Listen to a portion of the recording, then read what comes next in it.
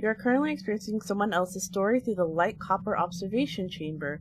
Any changes within the viewing window are normal. No cause for alarm. Your choices allow you to observe different possibilities. That is the true power of the chamber. The story contains bloodshed, bodily mutilation, psychological horror, religious themes, injury to animals and bugs such as spiders.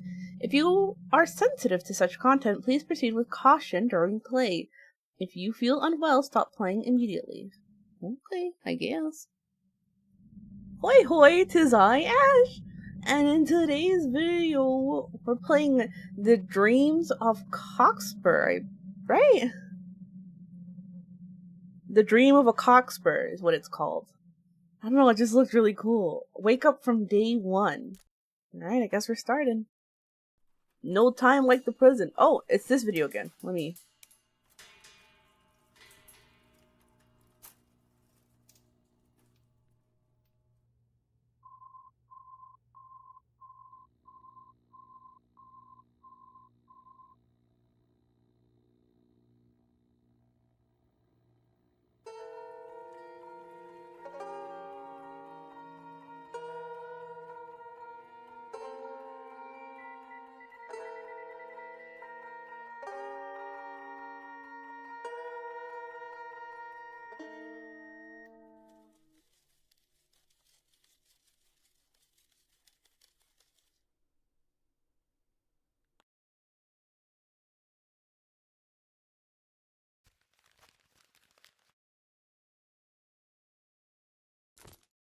Find the traitor. Inject. Do I want to? I feel like I'd... Holy. Find the traitor. Read the diary. Whoa. You're awake, dear. Good afternoon, Mom. You are a research and maintenance technician assigned to the Phalanstery. Your mission is to collect data on a mysterious celestial object that appeared near the island. The object's surface was pitch black. It emitted an intense magnetic field and radiated massive amounts of thermal energy. Hours after its descent, it vanished without a trace, all monitoring signals lost. Your team consisted of 5 other researchers, your mother, and a search dog. A week has passed since the island's survey began. Sample collection and basic reconnaissance are complete. However, the ship meant for your return developed some malfunctions. During a storm, one researcher ventured out to the sea and met with an accident, falling overboard. They remain missing. You'll be staying on this island a while longer. Until rescue arrives, food is a primary concern. Fortunately, the team leader brought special seeds for such emergencies. According to the report, this is a low-risk zone with radiation levels under 0.5 millisieverts. To the north lies a clearing with soil suitable for cultivation. You should check the clearing. Feeling rested? Yes, now I'm ready to go help the others. Alright, I left you some food on the table. Eat before you go, okay? Okay, thank you. Click on the edge of the screen to change scenes. Okay, hints and engage in contemplation.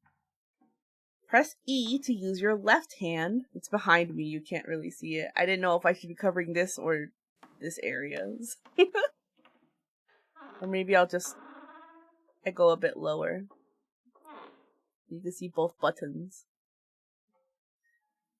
But it can sometimes hold other things as well. Perhaps it can do more than just hold. Pay attention to prompts that come up from the mouse changes. You can review the instructions again in the escape menu. Sandwich. A knife. Already spread with peanut butter. You have an instinct aversion to the knife. It's inextricably linked to harm and bloodshed. Spreading something on bread offers small comfort against that fear. Rub, rub. Rub, rub, rub, rub. Oh, it's so neat. Well, it's also just a butter knife. How dangerous can a butter knife be? One slice of bread remains, but there's no more peanut butter on the knife. Need to pack this up.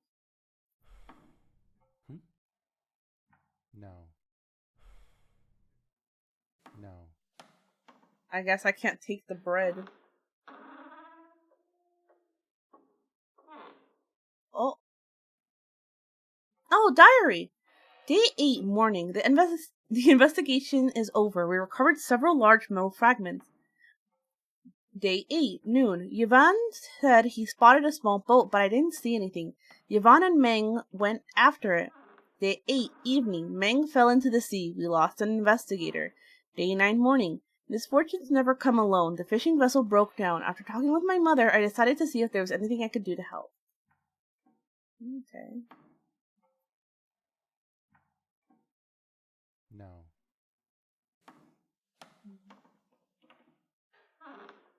This is my little guy. How do I get out of this screen? What is this? A Ziploc bag. Oh, that shows me what I have.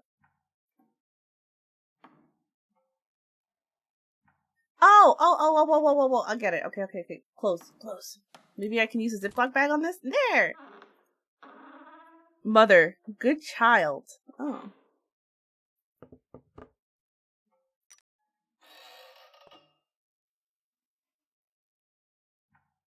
What is this? It's a knife and a camera lens?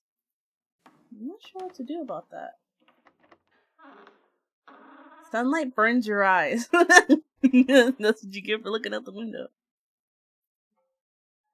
Books. Life at the Manor. An iron singer beetle, I cried out. Those beetles were a rare sight, and for two 12-year-olds, finding one felt like uncovering treasure at the bottom of the sea.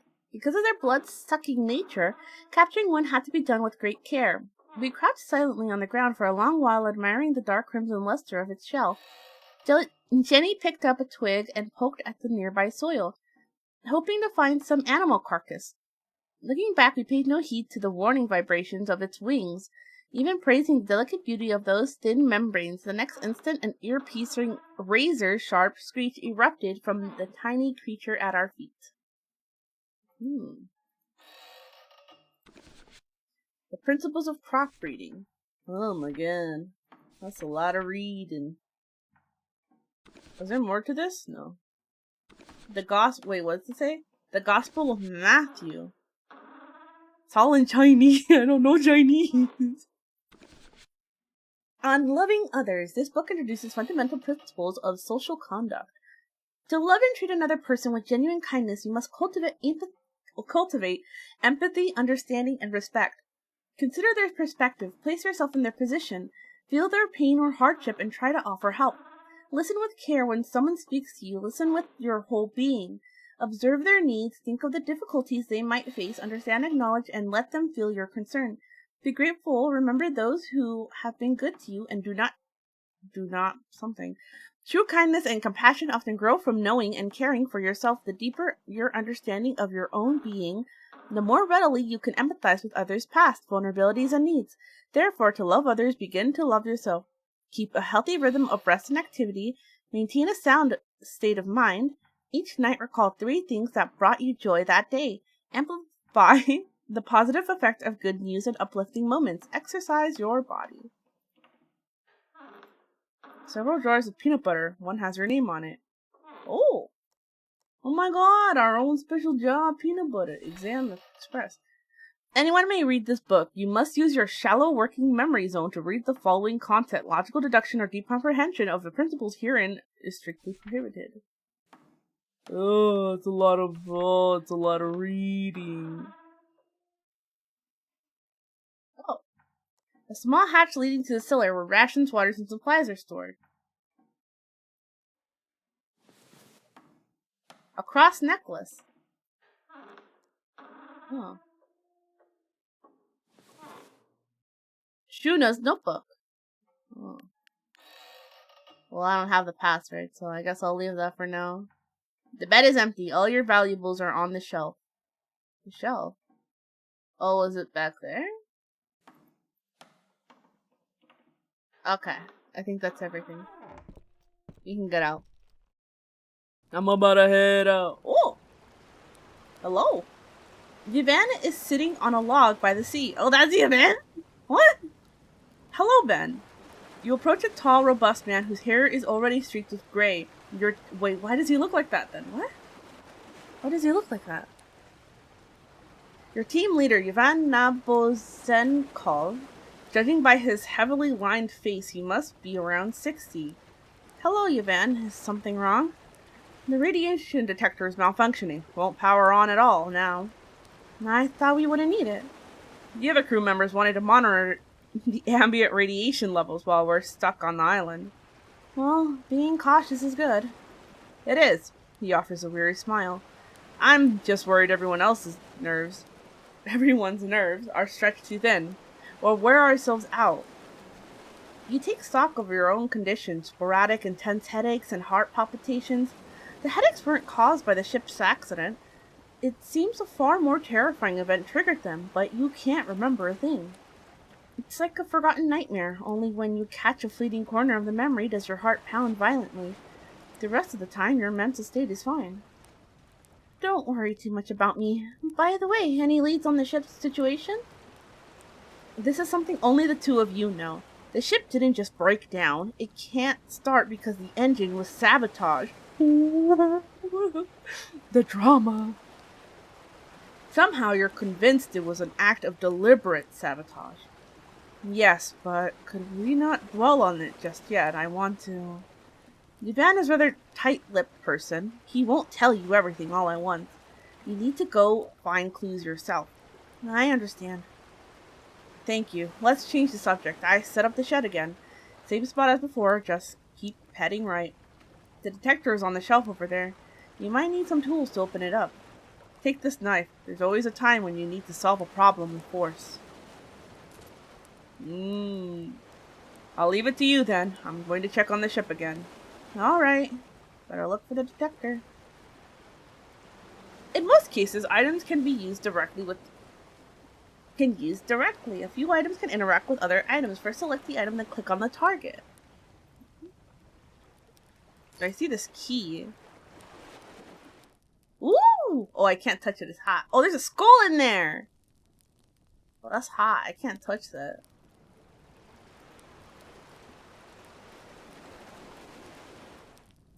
You think you're gonna poke it with a knife? Stab. Stab, stab. No. Okay. It was worth a try. It just has question marks, so I'm assuming I can't do anything there.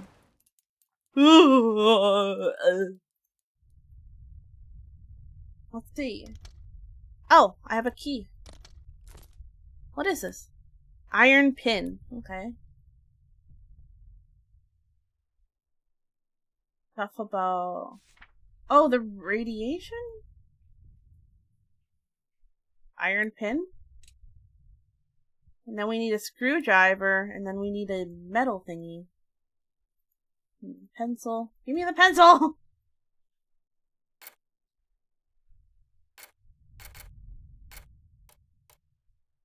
Can I return this here? Oh no. No, I can't use it. Oh, can I? Oh, I can get it back. Oh, what? Okay. We'll keep that for now. Oh, what's this? Oh wait, I need this. Family. Ball? Broom. I need this. Can I have this? No. Can I have this? Or maybe I need to grab the heads of these characters and then I'll be able to grab it.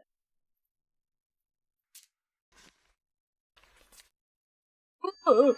Oh. Hey, get off of me! What? I was pushing! I was pushing! We covered this area with a blue plastic sheet, its edges secured to high branches. It'll keep the tools from corroding even if the weather turns. Do I have to do it again? Okay, I'll be faster this time. Come on. Or do I have to hold? You're holding on for now. Think of a solution.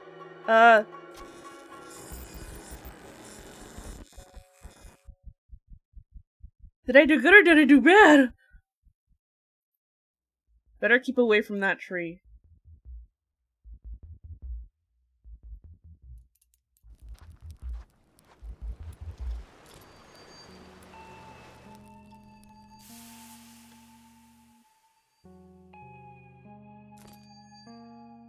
Oh, what is that?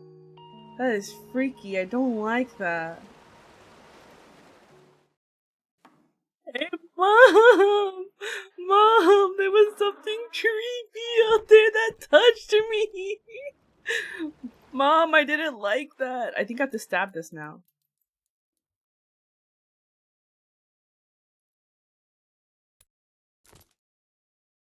Interesting.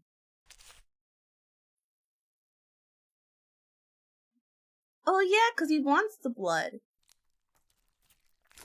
Ah! Why is there a hand in here? Why is there a separate hand? Ah! That scared the actual shit out of me. That's so fucking funny. You want this? No. That's so funny. That scared the shit out of me.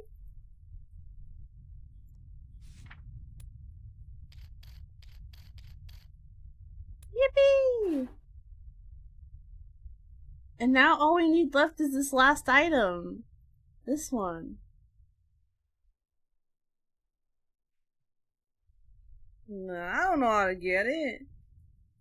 Now I just have a severed hand. You want my severed hand? No. Will you? No. Cut the severed hand. Pin the severed hand. Screwdrive the severed hand. Why do I just have a severed hand? that's like... Oh, he ate it! Oh, and then they took the bread. Mrs. Spider, will you let me pass now? Oh, I got the head! Thank you!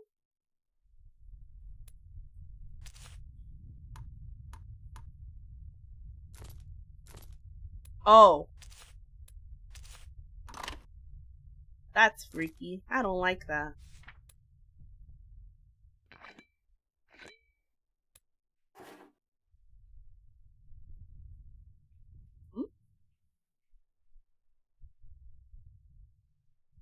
What are you meant to do about this? You want me to use a severed hand on it? Oh. A mysterious black substance had burrowed into that severed hand. You almost dropped it in fright. Steadying yourself, you flipped the radiation detector switch. It began a steady, rapid click, click, click. Whew, it finally powered on. Powers on. What was that thing? Some kind of insect?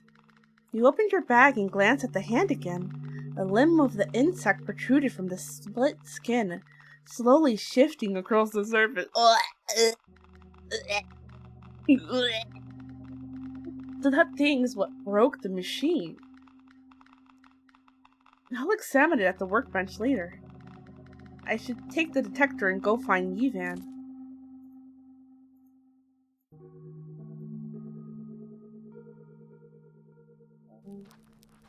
Oh! Yivan was sitting on the log by the sea. Hello, Ben. Any luck?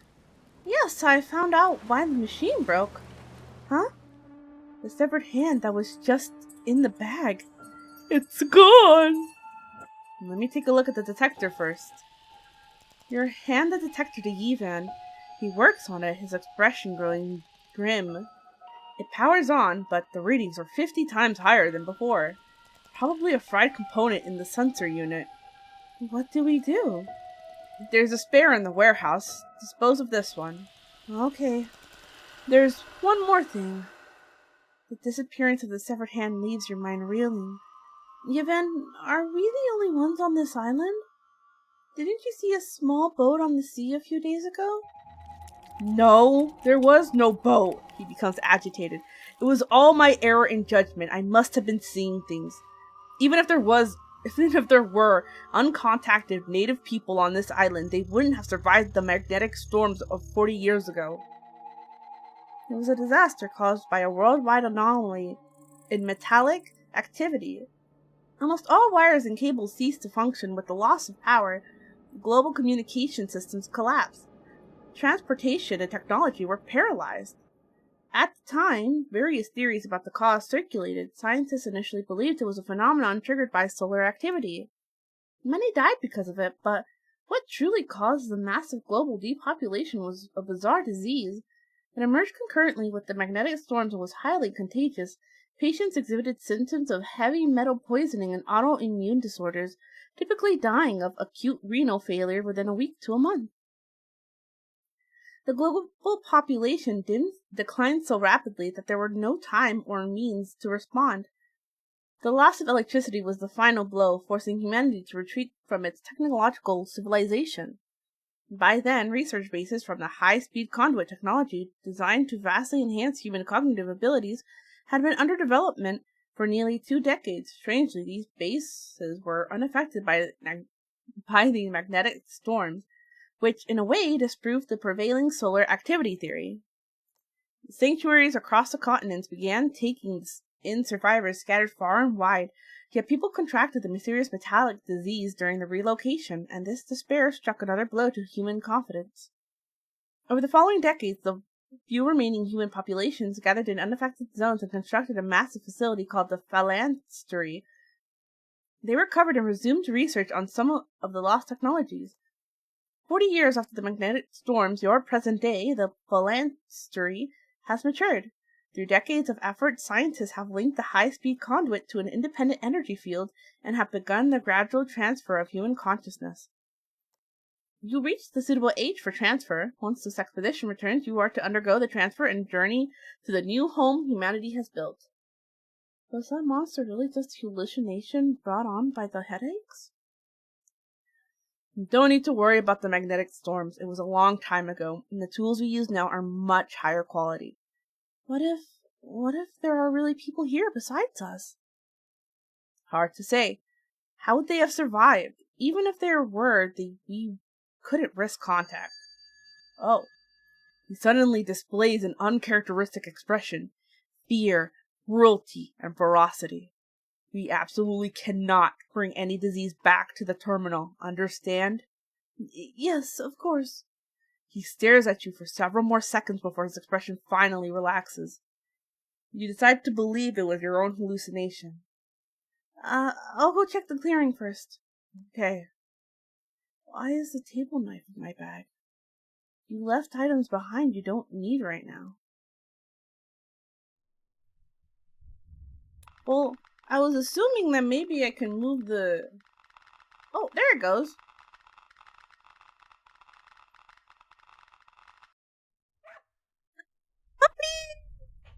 Hello, baby! This is Num Num, your search dog. Though trained by Jezin, Num Num has a mind of her own, always wandering off to explore. Dogs have the intelligence of a 2 or 3-year-old child. I've always wished they could be transferred too. Oh, baby! No, baby! You're so cute! Hello, baby. Num Num happily trots away. Oh, she goes. Okay, we should head right. Oh, Kingsley, you're here. Good timing. Take over from me. Get these planted. What am I supposed to do? We need to teach you everything. The crates are already here. Look carefully. There are intact seed packets. Check each one for damage and place them in the soil one by one. He didn't leave after giving instructions and said he stood there watching you.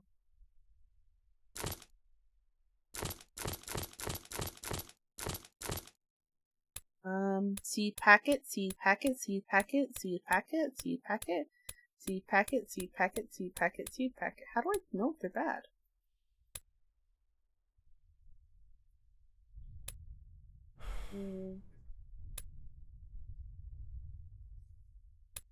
How do I know if they're bad?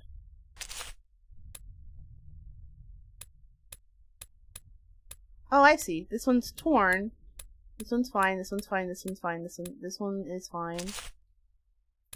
This one looks fine. That one looks fine. That one also looks fine. That one looks fine. The seeds were all planted, and the bad packets had been sorted out properly. You look towards Kingsley. Too slow. The sweat and heat from your palms after the soil environment inside the packets. It affects the initial growth phase, understand? You knew nothing about Ultra Seeds, and these criticisms felt unduly harsh. No one wants to be trapped here forever. He must be terrified. If we're getting messages from mothers in these Steve achievements, it's so crazy. Protest. No need to be. And well, I think we have every right to be anxious, but. Ben, are you even listening? Don't think becoming a sailor lets you act all high and mighty. If you can't even handle the details, you have no right to be one. Kingsley ranted on and on. You showed no expression, no reaction. Perhaps sensing the absurdity of his own monologue, his face twitched with a mix of anger and humiliation.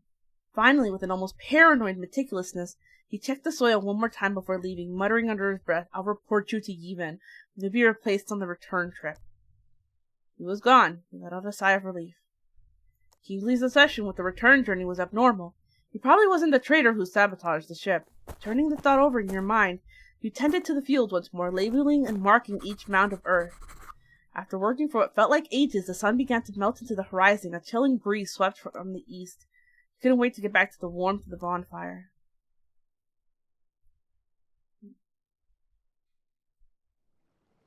Oh! Puppy! Puppy! My puppy! My puppy! Oh. Dunyan and Jizan are stalking by the cave where the ship was anchored, a bucket of fish at their feet. Hey, Ben. Dinner secured. It's not much. We need to get the ultra seeds growing before the emergency rations run out. Don't worry. It's already done. Jizan gave a curt nod. Interesting. Interesting what the characters look like. He's just how he's having a good time. The bonfire's warmth seeps into you, easing some of the fatigue. End of the afternoon investigation here. Oh, well, let's check the...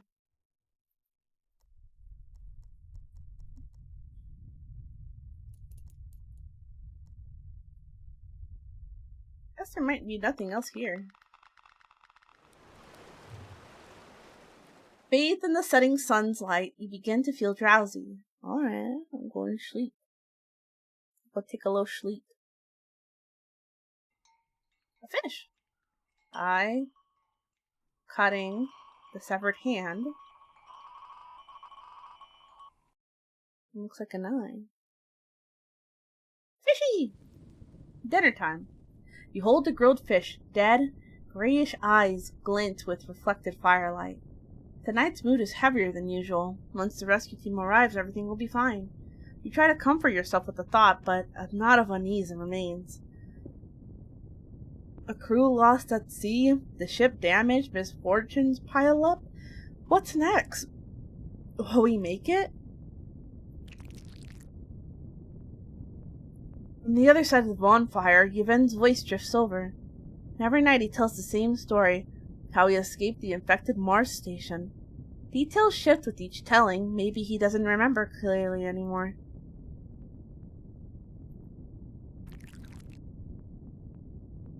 I saw no meteor on my way out. No signs of an external impact on the station hull. So it was someone inside. No way to know, he shrugs. The others were too badly hurt. They told me to go on ahead. At least you're here now, right? Your fallen colleagues would be glad for that. Yevon falls silent, his gaze turning towards the dark expanse of the sea, as if that were the vast cosmos he once had to journey into alone. Only the sound of splintering wood remains. Guess we're ending dinner. Oh, he looks so freaky at night. Yevon, why are you so freaky? Time to turn in. Ben, I hope my demeanor earlier didn't alarm you. It's okay.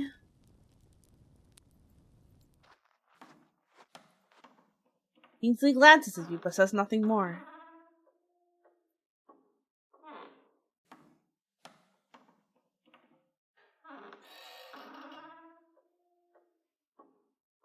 Una sits on her bed, absorbed in her notes, punctuated by soft coughs.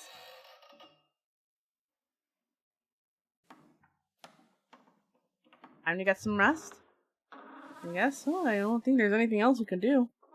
You drift into sleep. Many things will happen. You cannot control everything in life. Oh, it's getting bright, my eyes. Oh! Ben, what do you see? My head hurts. It'll pass. Answer me. Is there a red wall in front of you and a window?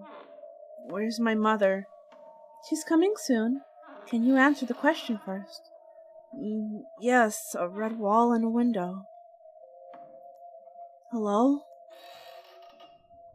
Mother's here. I don't like that. It's spooky. Are you my mother? Like that one hit children's book? Are you my mother? A sharp, piercing whistle cuts through the air. What's that? Who's whistling?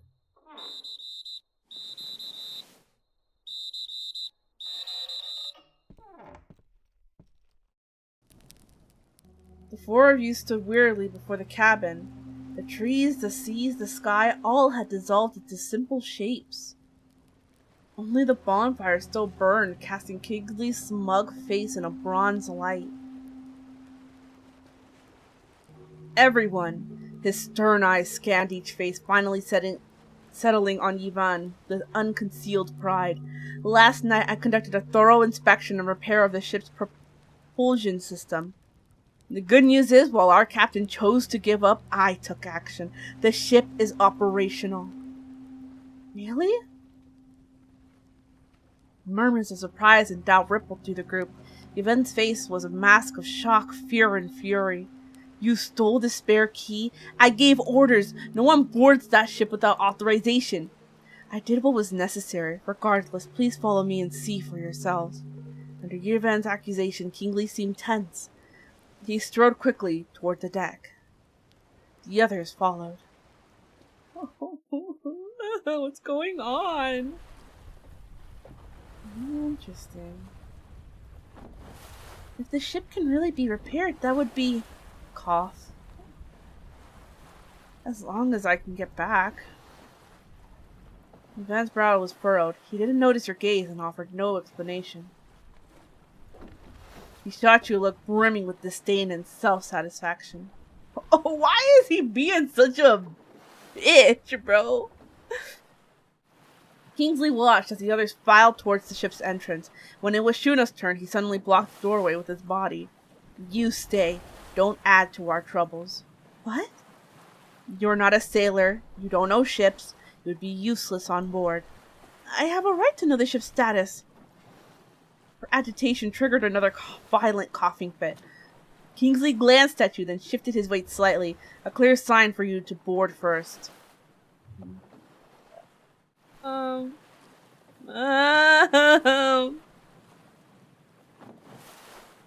I feel like I wouldn't want to leave Shuna by herself. I feel like I'd want to like go with her, like stay with her. But I also do just really want to know what's happening on the ship. I'll stay outside. Jason stands by the stairs for a moment, watching. Then he turns and heads up the deck. Kingsley shoots you a look before slamming the cabin door with a loud bang. I'll stay with you, don't worry. Now it's just you and Shuna. How are you feeling? I'm fine. Her lips are pressed tight, trembling slightly as she fought to suppress the heaving caused by her cough. I'm worried about you. I don't need anyone's concern. She turned her head away, voice cold.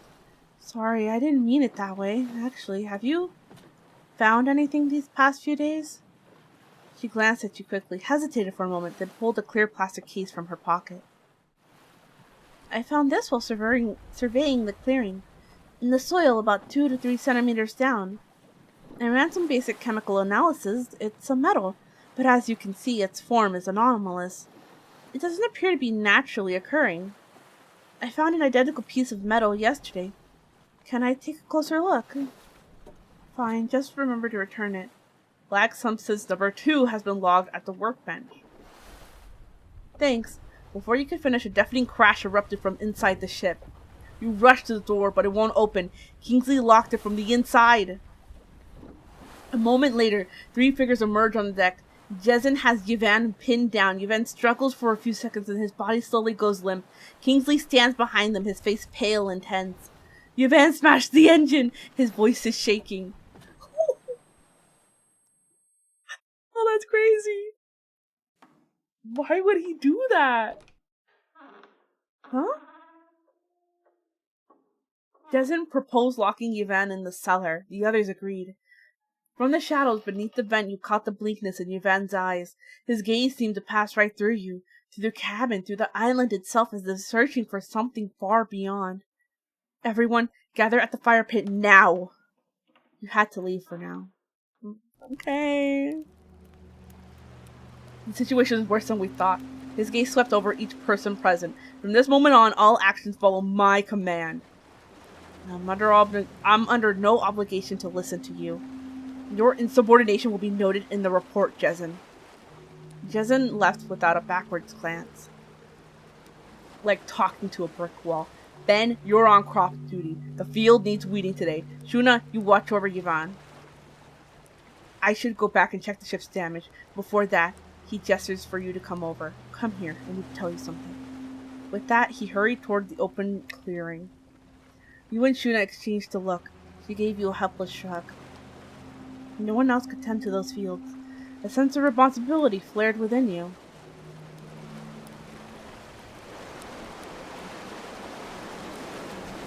Oh! More of it opened up.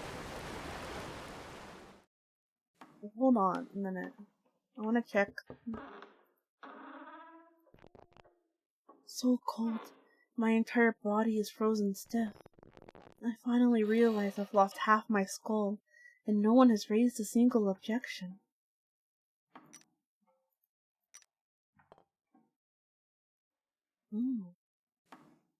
Fascinating.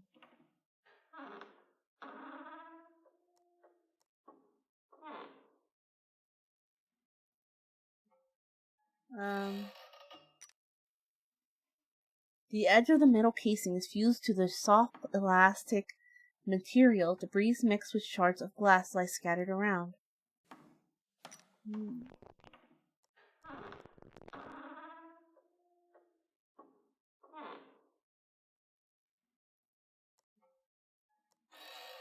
Yvan is being held there now.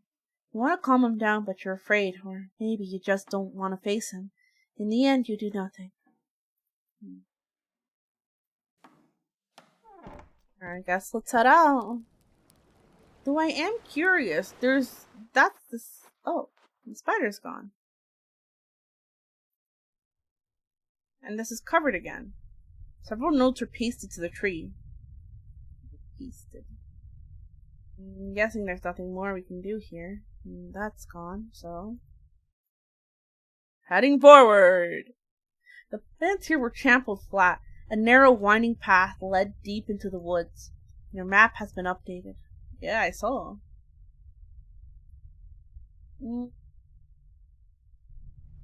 That's where the ship is. I guess let's go tend to the crops. Oh, he's here. You stare at each other. Neither of you says anything. Maybe you're both still shaken from this morning. The weight on my shoulders just got heavier. Ben, you'll be in charge of the field from now on. You nodded. A few sprouts were already pushing through the soil.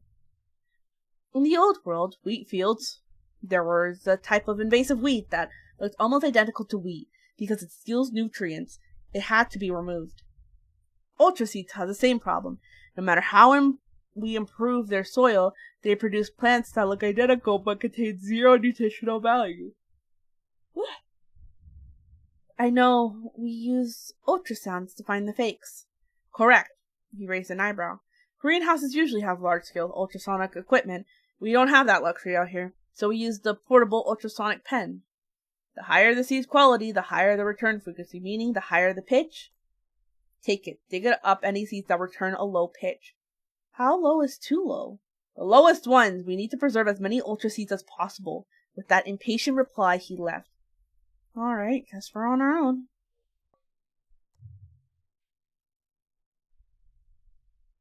You're finishing the work, you regain a little control over your focus. The path leading to the forest makes you a bit uneasy. But maybe it's a good idea to venture into there, because then there's some stuff we could look for. I'm tempted to go back to the ship. Kingsley locked the ship up. Okay, so never mind. I guess there's nothing in the ship. The forest makes you uneasy, buddy, but I think we gotta go in. Pear. We can only go forward from here. Oh. My puppy, my puppy, my baby. What you got, baby? Oh. Juna, what are you doing here? Ben? Ivan doesn't need a patient like me looking after him. You don't look like a patient at all. Thank you for saying that. I do feel much better when I'm out in the woods. Juna pulls a perfectly cube-shaped box from her coat. What's this? I found it nearby. It seems like some kind of puzzle box. Look at the concave design on the surface. It feels familiar somehow. On the tool rack, yeah. That's right, it matches the design of the metal puzzle box on the tool rack. It's likely made by the engineer. It seems to be missing a few parts. Have you seen anything that might fit it? No, let me help you look. No need. Please, I'm also curious what's inside. Shuna let out a sigh and nodded. Why are you so, against help and assistance? There is no shame in that. Why is there holes? Ow. Oh my god, what the fuck?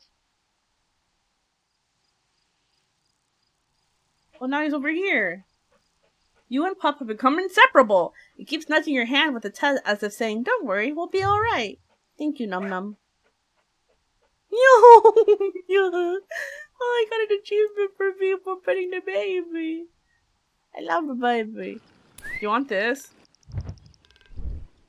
Oh, thank you. Puzzle component. Do I hand this to you, man? Okay. Oh, there we go.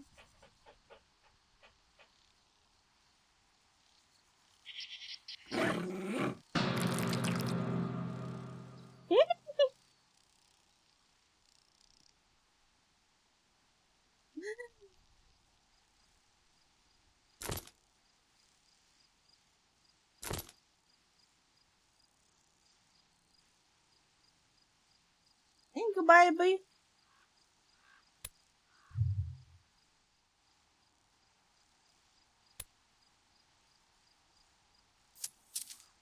Got it.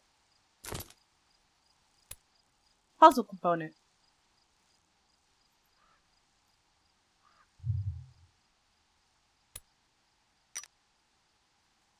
You fit the final component into its groove. A crisp click echoes from within the puzzle box. A metal ball slides out onto the surface track and is gently held in place at the starting point by a thin rod. Shuna tentatively shifted a few of the iron pins that served as a code. Several metal rods blocking the ball's path retracted with a click, but a few others sprang up in their place. It's a little game about guiding a metal ball to the end. Want to give it a try?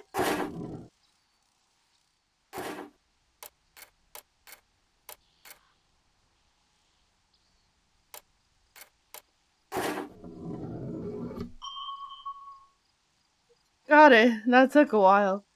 Inside lies an intricately carved silver key. It's beautiful. She carefully traces the carving on the key with a finger. You stay silent. On this island, where there's nothing but stone and withered grass, anything intricate only fills you with unease.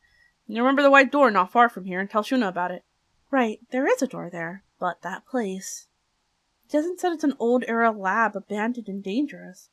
Then maybe we shouldn't... Just opening the door shouldn't be a problem, she gives a sly smile. And if we can find some leftover research inside, what do you think? A key, a door... It feels like fate. We shouldn't pass up this chance. If it's just a door, I don't know about that. Excellent. I'll wait for you at the lab entrance. Cough, cough. Do you have your medication with you? No, why? We won't be long. Is it really okay? Remember the slingshot in your hand. You made it from Meng's grave marker. At least you didn't use it to bring about more harm.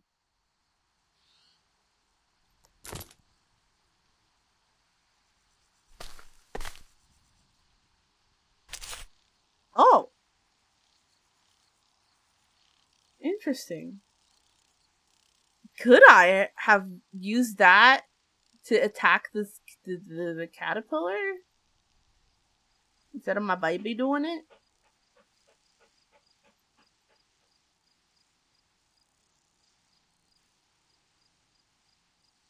I didn't even think about using. I made the slingshot because I could. I didn't think I could actually use it for something. She tries to steady her breathing, looking at you expectantly. It's open! The sound of creaking hinges, a long-contained odor invades the nostrils. Oh, interesting. Beneath the poster, several lines of text are scrawled in large characters. 2102, departure, vein area halved. 2105, return, vein nearly depleted. 21111111. Return, vein no longer detectable. Yuna's intently studying a diagram on the wall. Suddenly, she lets out a gasp. The data is strange. What's strange? Look here! The seabed landmass was formed by volcanic activity, though the age of distribution of its rock layers should follow a fundamental principle. I have no clue. That's right. What this diagram means is an ancient vein that should be buried deep underground has appeared above younger rock layers. The report stresses no evidence of significant tectonic activity in this region, meaning it wasn't pushed up by earthquakes or volcanoes. Have the rock layers inverted? No, not inverted, because the vein is still 100 meters underground. It's just that an equally ancient vein has appeared on the surface. The rock layers are arranged in an old sequence from top to bottom. That's practically impossible. Ben, what do you think?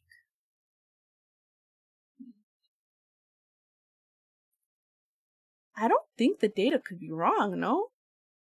The vein surface. How would the vein have I'm not too sure. Is it really a vein?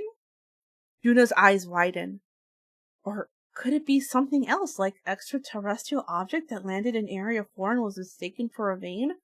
If this thing that appeared out of nowhere didn't come from within, then it must have come from outside. But the veins in the area are enormous. What kind of extraterrestrial visitor could come to Earth on such a massive scale without being detected? The black sludge. The black sludge that we have seen like twice now. You've reached an impasse. Wow, my... Shuna returns her gaze to the diagrams. Your eyes follow her finger as it traces downward. The diagram records stop in 2053. However, on the wall where it hangs, someone has added new notes. 2102, departure vein. Oh, I read that. You and Shuna exchange a look. The research was interrupted in 2053, probably due to the magnetic storms. Then, after 50 years, the project was restarted? I don't think so. These are more like graffiti. My guess is someone came here later and wrote these notes based on their own observations. Departure, return, what do they refer to? Shuna repeats the two words under her breath.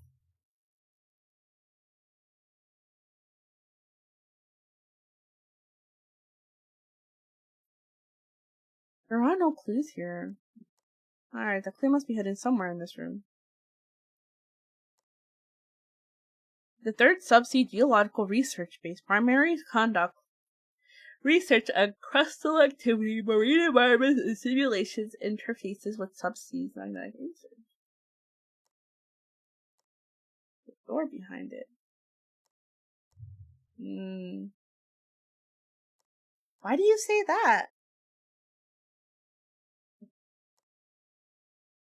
Exit checkpoint? Wait, the briefing mentioned this place is connected to...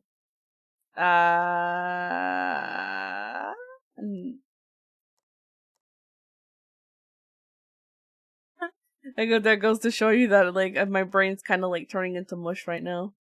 I'm picking up, like, half the details. I'm trying my best. The Subsea Magnetic Research Institute, which means people would take ships from here to the seafloor, so departure and return refer to the state of traveling between the two institutes.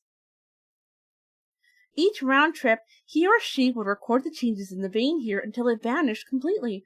The disaster never stopped humanity's thirst for knowledge. It was a relay. The mystery studied on and off for decades, now seeing the light of day again because of us. There must be more data inside. Cough, cough, cough. She stumbled forward the electrical box by the checkpoint, coughing violently as she pushed it out. We rushed forward to help her.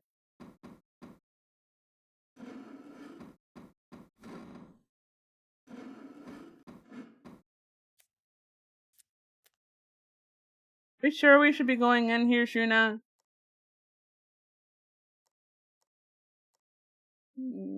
Okay, let's go.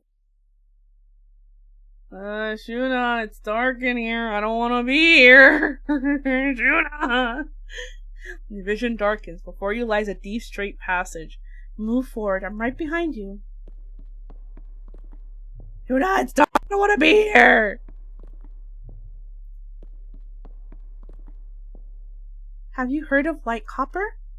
It was a highly unstable copper isotope, first discovered in space and gaining fame about 2 centuries ago.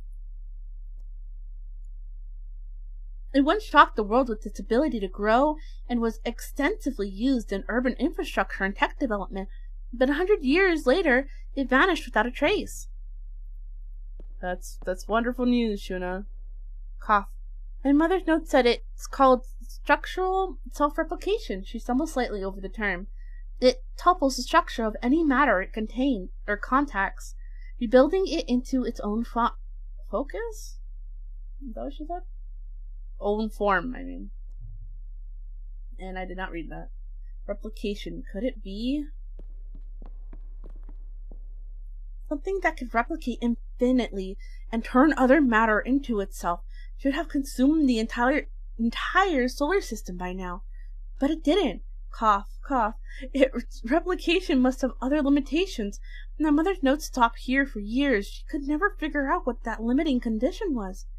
Seeing the report on the anomalous vein just now, it hit me. The research was so difficult because all of the phenomena were too scattered. If the vein anomaly is the result of light copper self-replication, then light copper might already be everywhere. I've been thinking about the thing I picked up this morning. She suddenly fell silent. Shuna's right. Light copper invaded the deep subsea mantle 100 years ago. It could have entered the soil anywhere on the surface the same way. A chill runs down your spine. Wouldn't the subsea 3 research have considered the possibility of light copper? Shuna?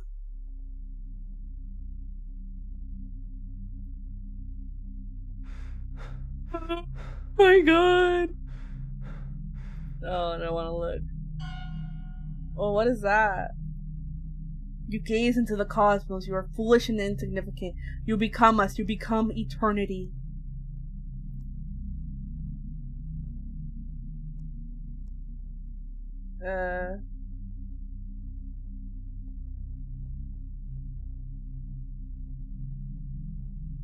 Oh.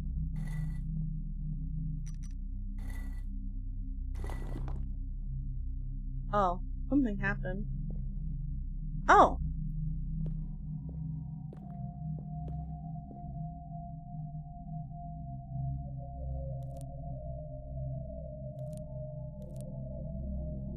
Oh. Oh, the black sludge is on my screen. I'm going to die. Goodbye, world. I am dead. Oh! My European colleagues are fervently debating their project parameters. My own project has concluded. I'll be returning to Earth in 2 days. With my things already packed, I'm left bored, drifting between modules. Hey Maria, can you come to the mess? Yorkis' voice comes from behind.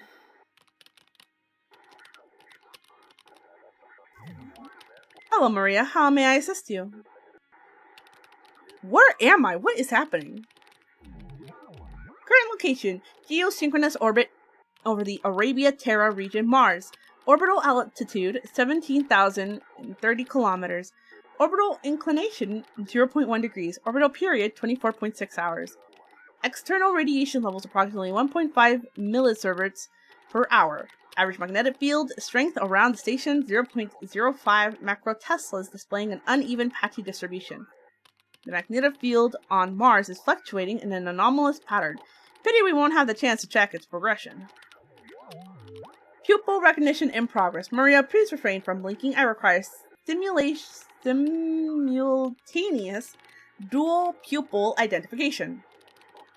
Pupil recognition successful. Maria, your project is only 43% complete. Yeah, we failed. There's no evidence to prove that light copper escapes three-dimensional space under high current conduction, I replied. I always considered that a highly audacious hypothesis, concluding the material vanished spatially simply because it was lost during a single atomic positioning, seems presumptuous. Yes, it does, but within a completely closed system, its mass and associated data vanish without a trace. We have absolute proof it's really gone. It might have retreated to a place current science can't explain or observe. Regardless, the phenomenon is absolutely worth investigating. I've explained this hundreds of times to different people. I'm tired of talking about it now. I understand. It is humanity's boundless capacity for association that has propelled society and technology to their present state. Do not be disheartened. Some phenomena surely are a matter of infinite zeros and a single one, like the Big Bang or Earth's emergence in the Milky Way. I believe that with persistent exploration, the truth will inevitably surface. The human world is far more complicated than you think, I said wryly. Odin, what are your thoughts on the high-speed conduit? I find the technology profoundly impressive. The conduction speed of human neural signals is approximately 120 ms, yet aided by the high-speed conduit and utilization like copper's instantaneous conduction, the speed has been elevated to a staggering 30,000 kilometers per second, 1/10 the speed of light. Remarkable, no? It pauses. The awe in his voice fades. Alright, that's likely not the answer you sought. The emergence of high-speed conduit has further widened the gap between individuals. Humanity draws ever closer to the abyss of being instrumentalized. Those who adept at utilizing the high-speed conduit will perpetually be at a disadvantage in the workplace, and if you use it yet produce no results, the outcome is the same. I'm genuinely sorry, Maria. Yorgis has complained to me many times about such matters. The light on its face flickered several times as if hesitating to speak further. My conclusion is this. I have much to learn about this world, but I will never learn what pain is, because once one understands pain, one can no longer exist purely as a tool. I understand what it means. We're both powerless. This topic is just asking for discomfort.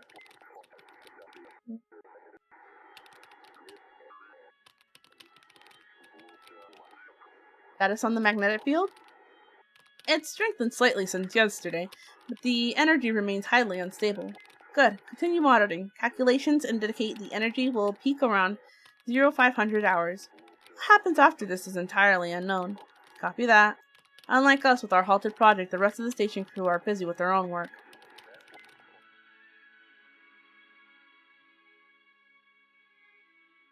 Matthew. 1337. He answered and said unto them, He that soweth the good seed is the Son of Man. The field is the world, the good seed are the children of the kingdom, but the tares are the children of the wicked one. Blah, blah, blah. The enemy that sowed them is the devil. The harvest is the end of the world, and the angels are the reapers. And the reapers are the angels. And therefore the tares are gathered and burned in the fire, so shall it be in the end of the world.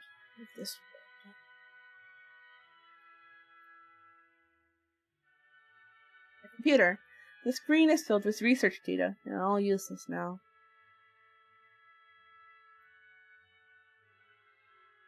This is Makoto's room.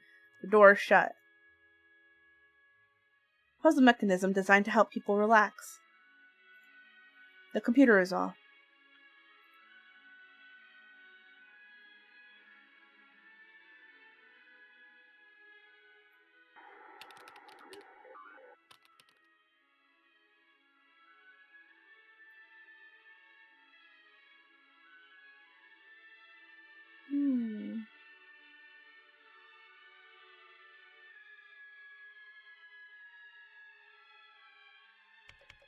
Oh. Miss Mo is recording the growth of plants cultivated using compression tech. They call them ultra seeds. Ah. Ultra seeds.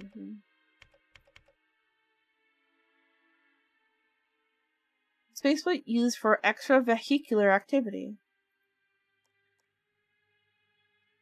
Order connects to the hatch. In the distance, the new soldier Ivan Nabozenkov is performing routine maintenance on the exterior hull. Oh.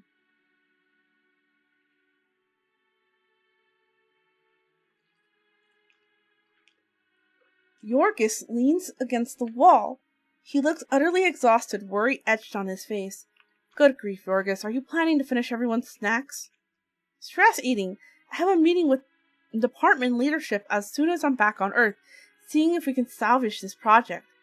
I form an O with my mouth as I open a heated pack of beef and mashed potatoes. Give me a piece of me and I'll grant you a wish, he said in a mocking tone.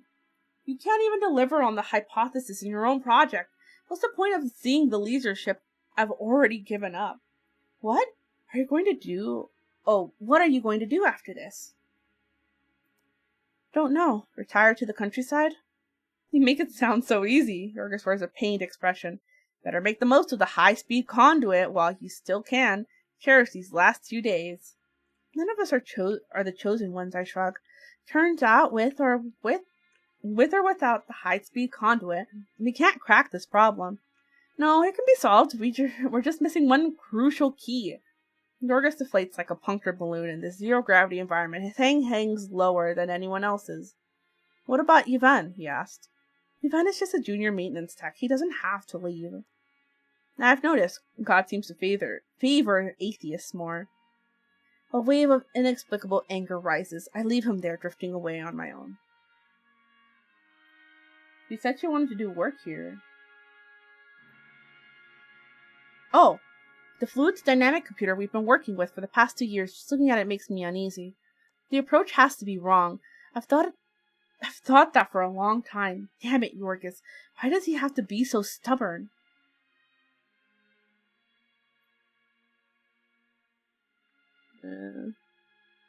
We probably have to progress, so I guess we gotta just touch it. I shouldn't waste this precious zero-gravity environment before I realize it. I've already started the machine again, running another round of analysis. Oh. What happened? Oh no. The room grew quiet and cold. Why is it dark outside? Hiss. My left eye. Can't see.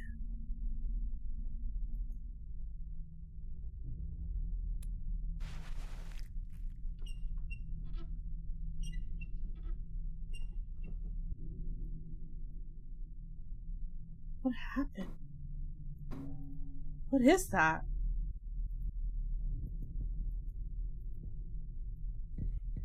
Oh! It's use Moore's something. Not sure what.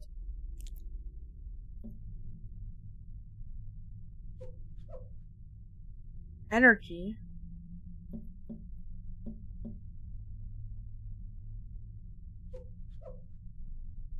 Okay.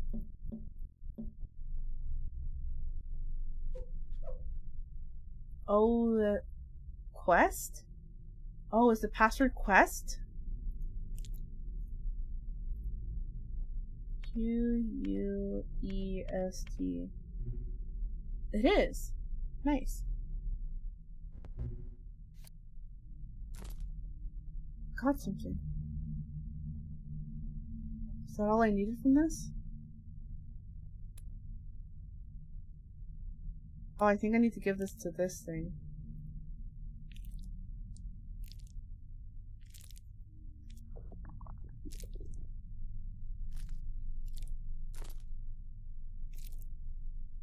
The flesh flakes drift in the air. That is real freaky looking. Maybe. Oh, this is how it does. Oh, okay, maybe I need to go take the battery bank back. Did I remove the battery? Sorry, give me a moment.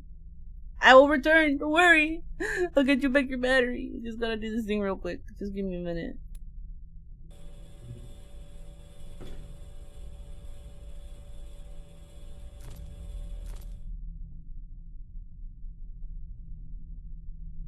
More black sludge.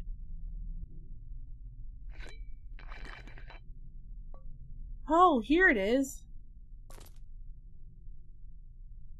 I was about to go crazy. I'm like, there's no way I'm missing something. Yay! Dude, it's the first time I've solved a puzzle and gotten pretty solid with it. Gotten puzzles understood. Detecting camera. Detecting integration hub. All missing modules have been reconnected. Maria, is that you? Odin's signal lights blink. It's me. All the backup power systems on the station have kicked in. It's probably a backout. We need to get to the core module. Understood, but Maria, before you take me anywhere, I need to confirm your identity. Fine. I know it's protocol. I wait anxiously as Odin runs its checks. It remained silent for a long moment and suddenly spoke. Please refrain from blinking. I need to examine both pupils. I'm not blinking. A wave of agitation hit me. The injury on my face must be interfering with Odin's scan. What's wrong? Can't you verify my identity? Everyone else is still trapped in the core module. We're running out of time, I said. All right, stay calm for now, Odin replied, its signal light pulsing with infuriating calmness. Do you remember what we discussed 3 hours ago? The project? Correct. We talked about the project. I believe you are Maria. Its voice sounds slightly more cheerful. Thanks. My emotions are a tangled mess. First, we need to head to the airlock. Evenin is still locked out. No problem. I can open all non-standardly sealed hatches with that. Odin attaches itself to my suit.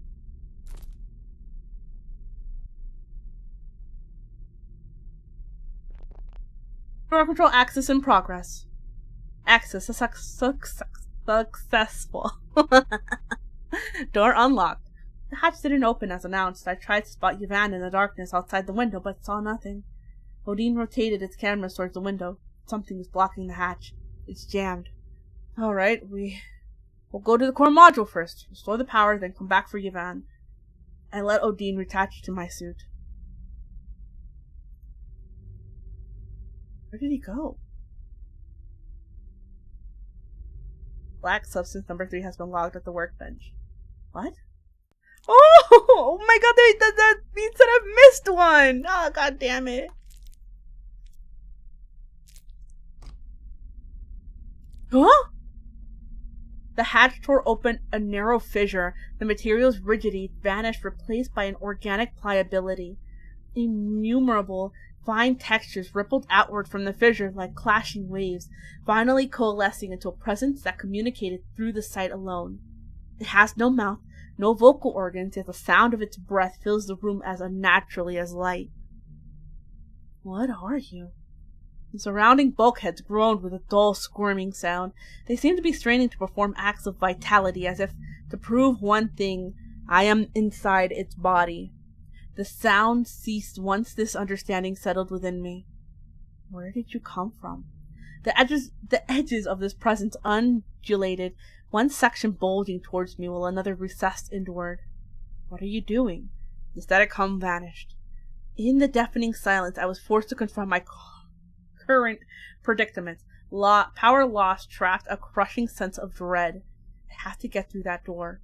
Perhaps sensing that this fierce determination, the presence finally broke its silence. Its thoughts delved into my mind like a fish entering the ocean. Then my mind began racing at breakneck speed. Knowledge and countless foreign thoughts that weren't my own swirled together, churning in the current. Maria! Maria! Odin's voice crashed into my thoughts. I snapped back to reality. Hurry and turn the handle. Every second counts.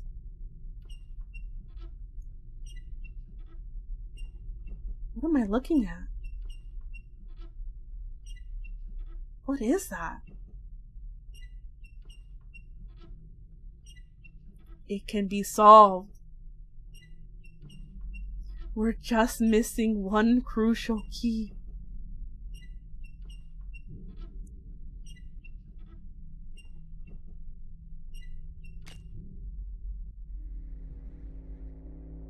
Who was it? Body torn. Maria! I held Miss Mo in a tight embrace. Maria, you're badly hurt. She seemed to notice something inconceivable. The expression on her face slowly shifted from shock to panic.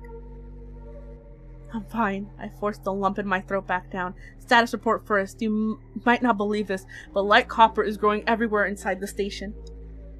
We believe you, Miss Mo shifted slightly, revealing a section of wall panel behind her between its seams, a dark spherical metal reflected in a dim light. I drew a sharp breath. You confirmed it too? That's light copper? Yes, and I have a bold hypothesis. Miss Mo looked at me gravely. In standard high current pulse experiments, light copper develops 1 or 2 crystallization nuclei with about 5 millimeters in size, which reduce surface tension and cause softening. What do you think would happen if the entire surface of a piece of light copper was covered in crystallization nuclei? It would become a fluid. Yeah. I'm reading so fast, it's like, wow. I'm stumbling over myself. Yes, and that appears to be the current situation, Miss Mo nodded. But that would require energy hundreds of times greater than a high current pulse. Makoto frowns. There's no sign of an energy field that large around us. Second, if something with that much energy actually hits us, the station would be dust. Hence, it's just a hypothesis. Makoto's analysis was sound. Lost in thought, I weighed Miss Mo's bold guess against it. The light copper I saw in other modules had all spilled from energized equipment. Even if there were a mysterious high current source, I doubted it would have precisely targeted just those specific areas. But those areas did share one commonality. What is the commonality?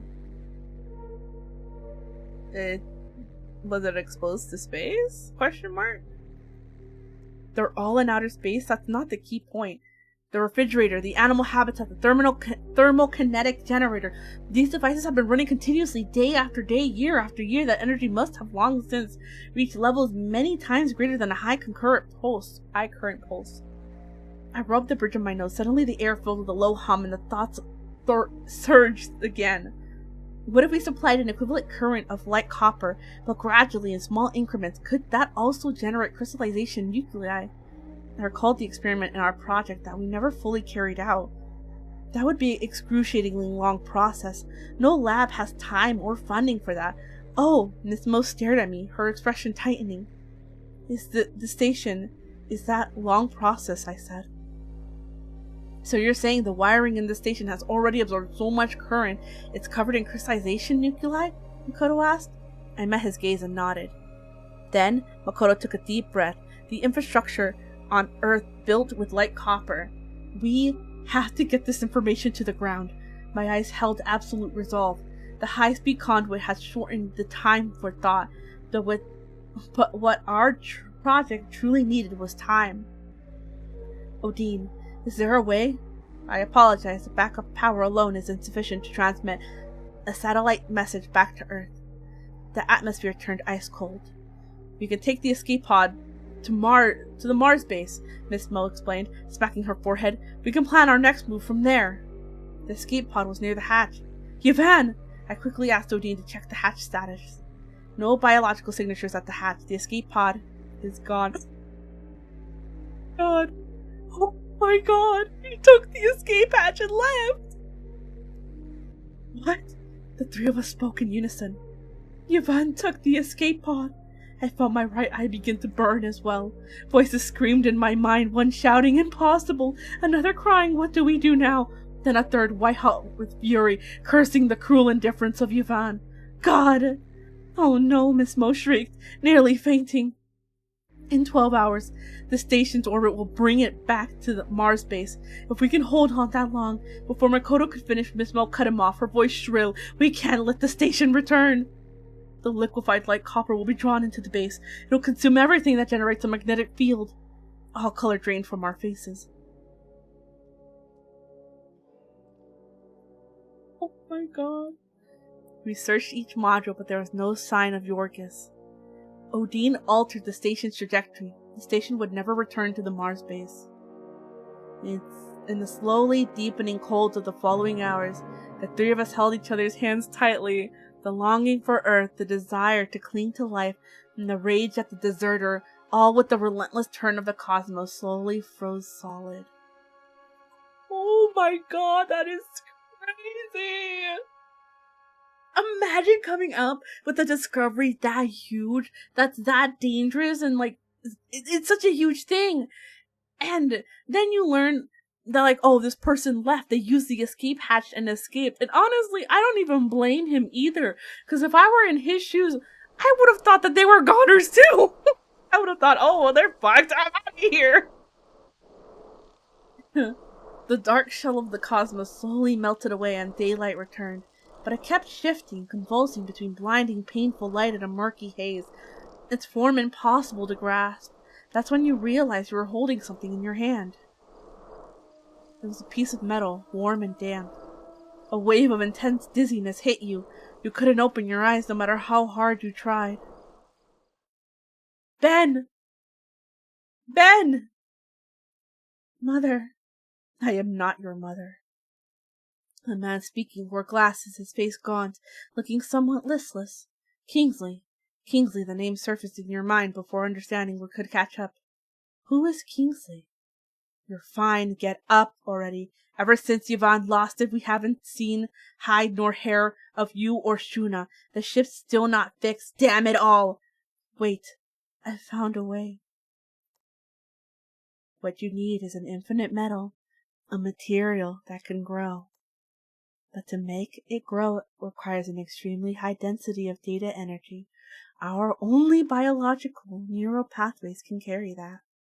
Don't be ridiculous. You're talking about light copper. Where the hell are we supposed to get that? You opened your palm. Here. In an instant, Kingsley snatched the metal from your hand as if possessed and ran off.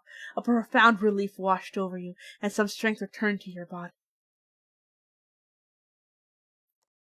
What just happened? My mouth kept speaking uncontrollably. Another wave of violent headache. Every sound, every stir felt like it could shatter your frayed nerves. You want to go back. An invading consciousness. What are you talking about? Oh my god.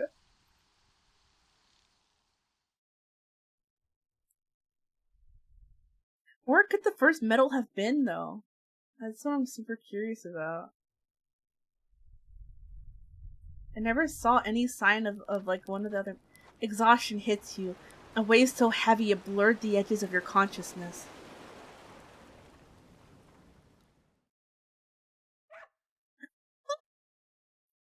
Puppy! My puppy! Hi, my puppy! Where am I? Oh, he's running. Num Num? Hey yo, who the fuck touched my dog? Who touched my dog? Who am I killing? Who the fuck touched my dog? My baby! My baby! Oh no! Don't touch my materials! You!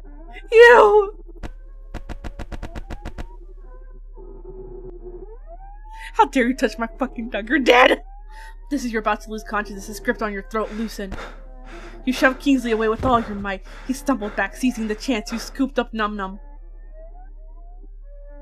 Kingsley stood up, watching you from a distance, motionless. Fuck you, bro!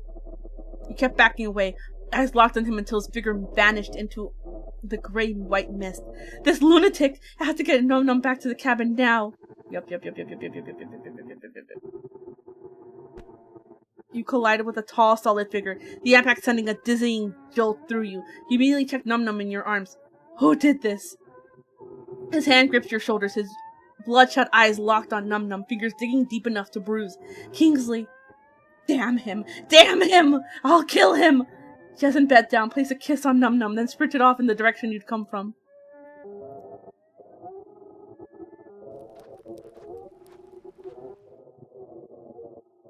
There's a first aid kit at the workbench.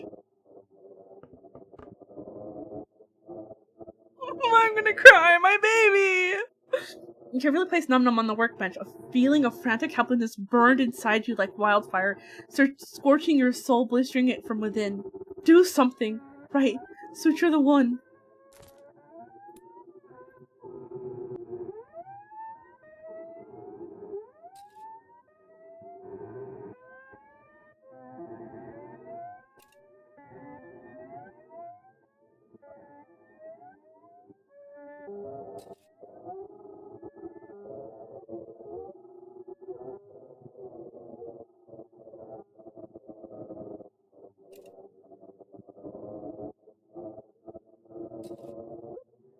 I'm like trying to focus so heavily because I'm like, I need this dog to live, bro.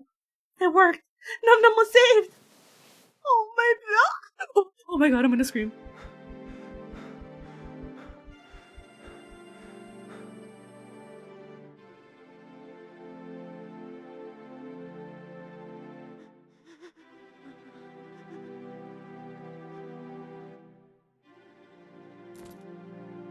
Oh, Num Num.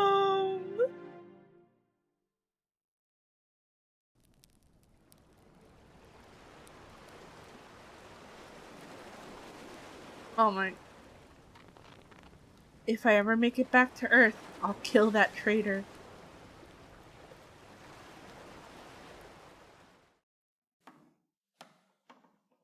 It's open! A small hatch leading to the cellar where rations, water, and supplies are stored. It's open.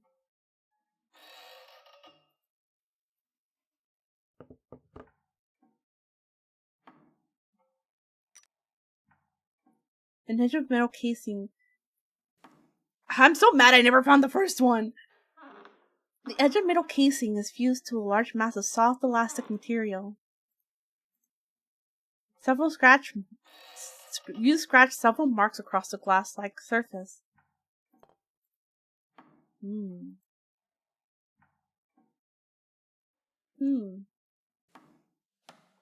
Alright, well my dog's dead and I'm depressed. My dog's dead. I'm depressed. Life is terrible. I'm gonna kill Kingsley when I find him. Where is that bastard? He's dead. You need to find a quiet place for Num Num to rest. I'm gonna cry. The side of the field is unsettling. The ceilings hang crooked and limp. At the tip of each of one dangles a shriveled, misshapen fruit. The bad seeds steal nutrients from the good ones, and in the end none of them survive. Why does this land reject bad seeds so completely? A dry rustling of leaves. You leave the field behind.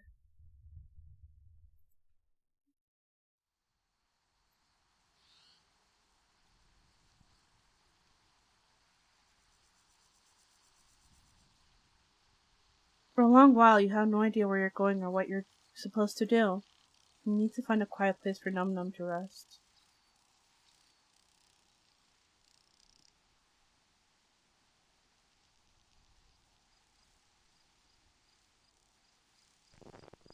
Maria, not that again. You know what? The translation in chapter 13 about the field is wrong. How could Cockspur and wheat possibly grow in the same place? Oh. We have all of them except the last one. Where am I gonna bury you?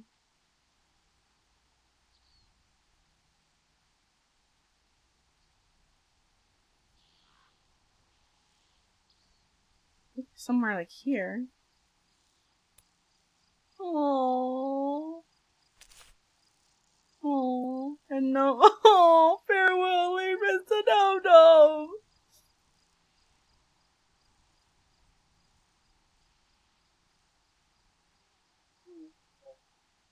That makes me so sad.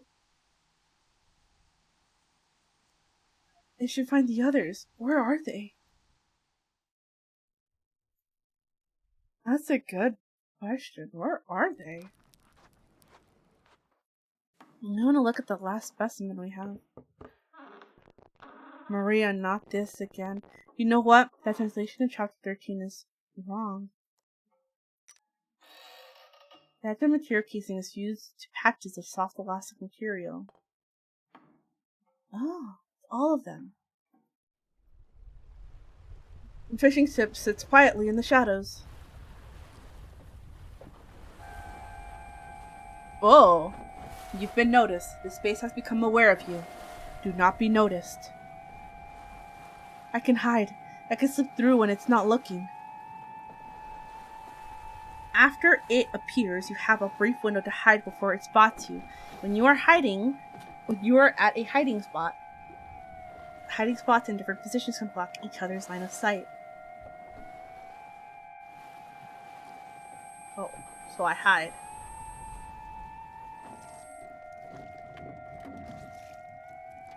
Oh, I see it.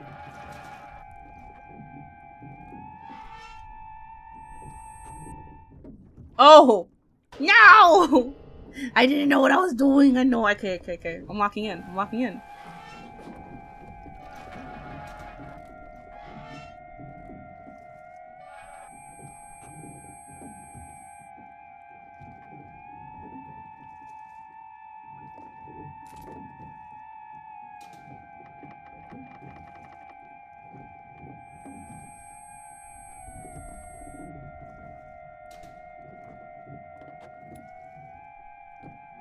There's nothing here. An empty storage compartment. Where did everything go? Those massive sheets of metal fragments suspected to have peeled off from unknown celestial objects would have required at least 2 people to move. Now they've vanished completely.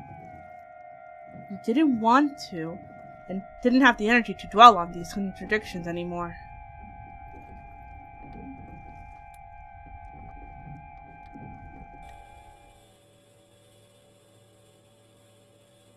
Oh my god, my hand's slow. Oh my god. What's coming? Oh my god. You're infected too. What?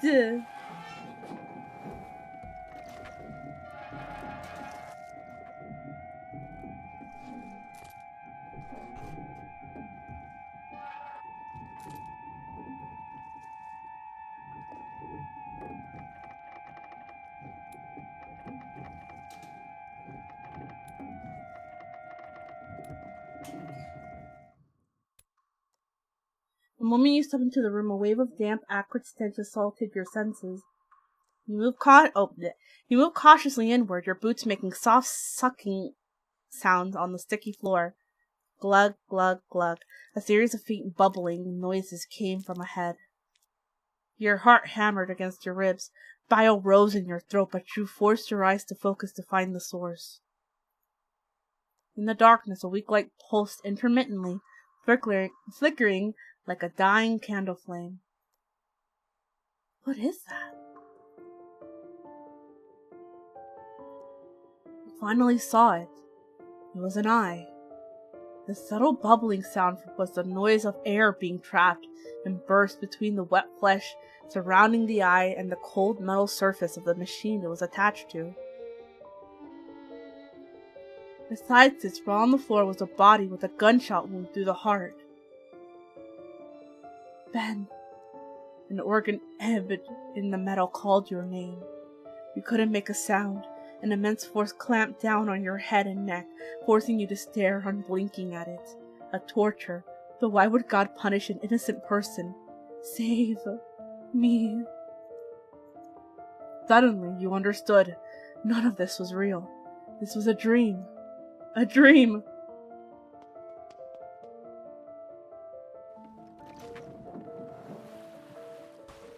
You collapsed into seawater. You longed for warmth. You remembered your mother's words. Go to the warm place. Vivid memories danced across your retina as you pondered the exact moment your life shattered. Traitor. Find the traitor.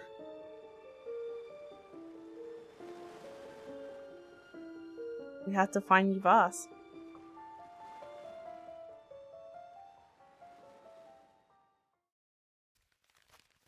Ben has fallen into madness, no longer collected to he's too fragile, lacks a resolve. What?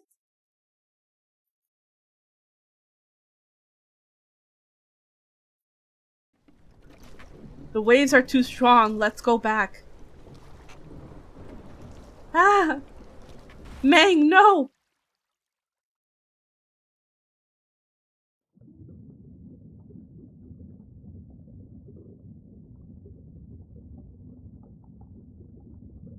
I plunge into the sea, the final step of a very long plan. The plan is dangerous. One mistake and I'm dead, but death would still be better than failure. I open the valve on my diving suit buoyancy bladder and let myself sink. Soon enough, I find the cable I left earlier as a marker. The storm has turned the water violent. Even 10 meters down, the current is brutal. Behind me, the water twists into a dark vortex, tearing at my muscles. I'm reaching my limit, but the cave entrance is right there. Bubbles drift past my eyes, each one reflecting a moment when I almost died. Right, I can't stop now. Find something to grab onto.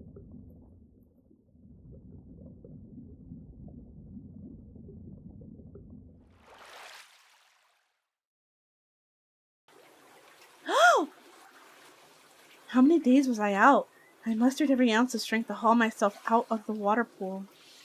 Hello again, secret base.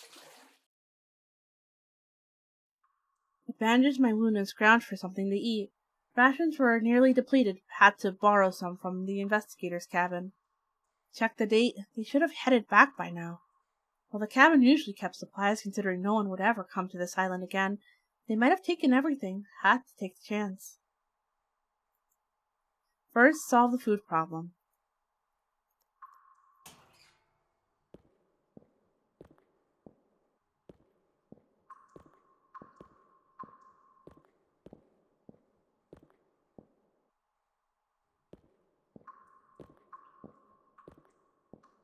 Once again, I navigated between lab tables and desks, feeling my way down the corridor.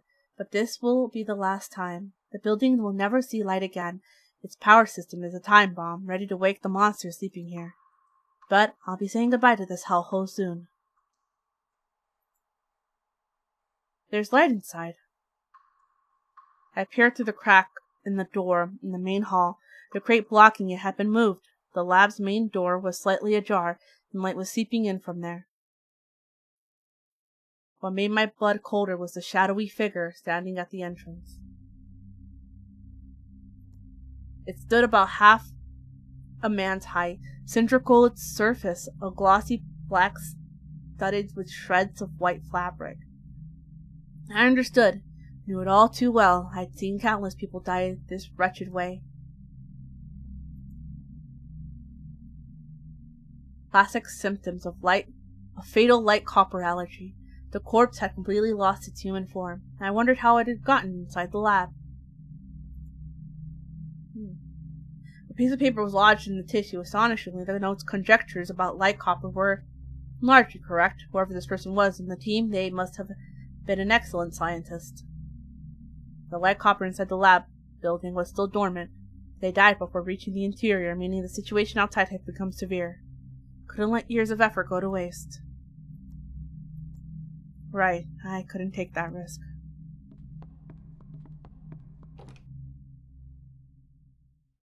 Exhausted, I leaned against the wall, thinking off the task ahead.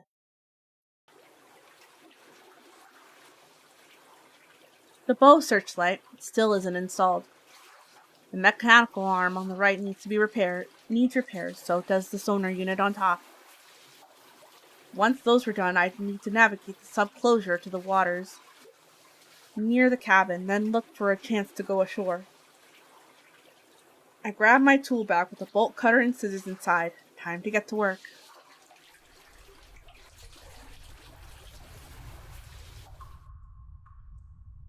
Oh, that's so crazy. Who is that? I will see you out at 7.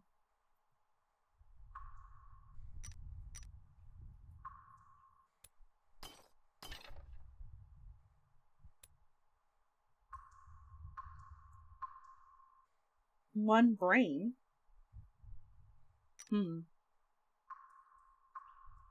That's so interesting. Did everyone go crazy? Then, like, everyone got possessed and went crazy on the island? But then what happened to Givas? The basement door was open. Or, like, the cellar door was open. What happened to him?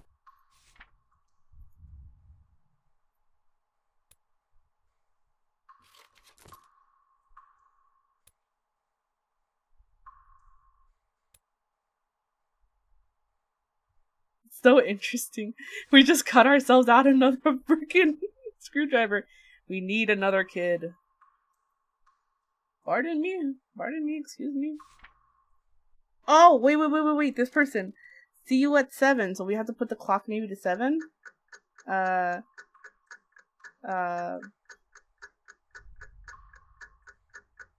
1, 2, 3, 4, 5, 6, 7. On the dot. Ooh! I set the camera timer and hurried to her side, our shoulders pressed together. So you're really leaving? I still wish you'd come with me, Meng. Her face shows determination and a hint of anger. Humanity's future needs me. I can barely meet her eyes. What about humanity right now?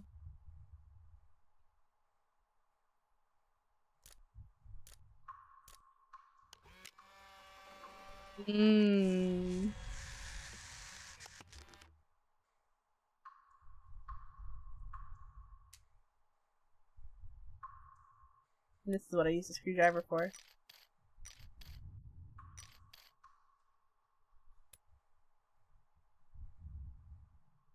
Hello?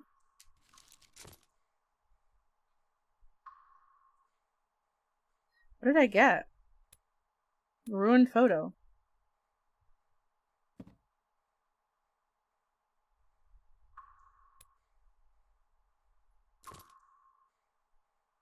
Is it for this?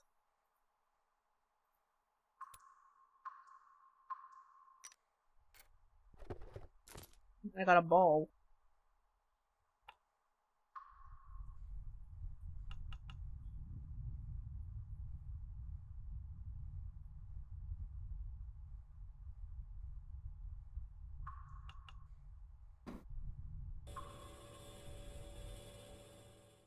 Well,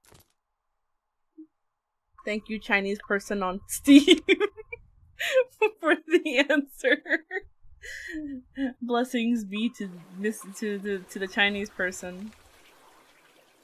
Let's go. That should do it. I set the wrench down and look at my hands, wrinkles, age spots, little clusters of blood moles across the skin. How long has it been? I should find a mirror. I haven't really looked at myself in years. What was that sound? Footsteps! There's only one of them. I draw the gun from my waist and aim it at the door in a swift motion.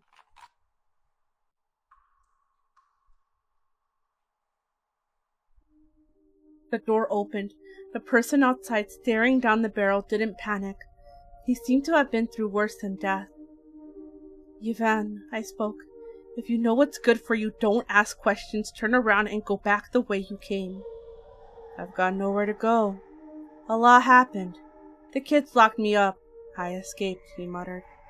I always knew how they'd turn out, but you still have to leave, or I can send you on your way. I gestured slightly with the gun.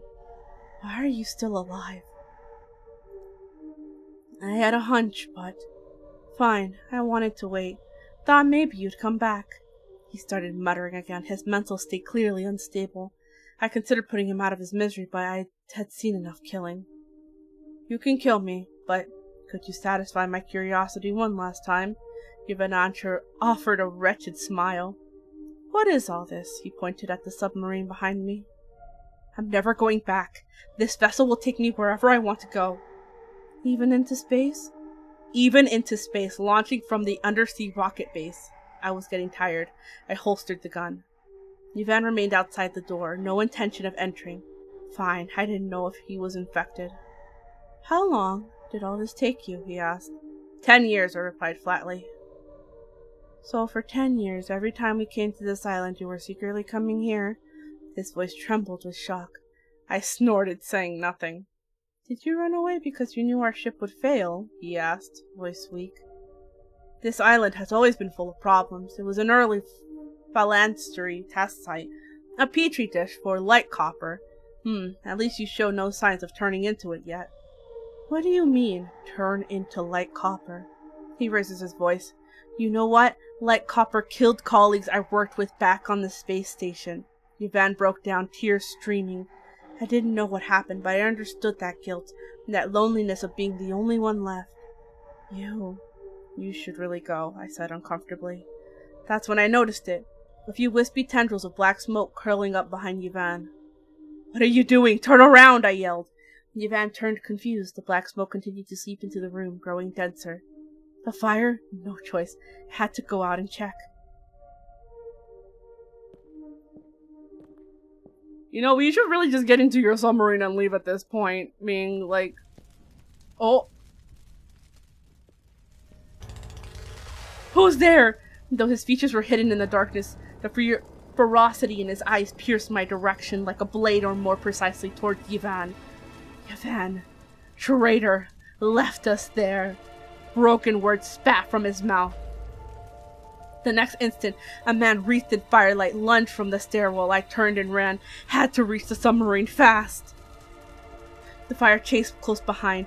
Yvonne was behind me. The man was relentlessly pursuing him. Ben, what's wrong with you? Yvonne's voice echoed down the corridor. That confirmed the man's identity. His face was contorted, nothing like the weak, helpless youth he'd been. Walls started shedding. This old structure couldn't withstand the fire's assault. It was going to collapse. Gravel scratched on my face and neck. The path began to tilt. Suddenly, Yvonne shoved me hard behind. Rubble crashed down where it just stood. Then, with great effort, he grabbed Ben and flung him onto the ground beside me, and then... Yvonne!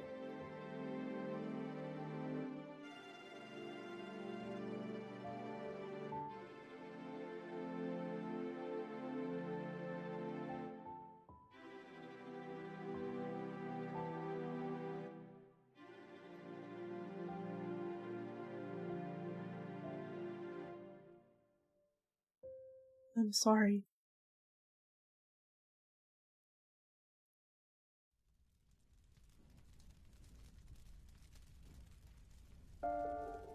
Ben suddenly seized my hand. Let go! None of us are getting back. This will ease the pain.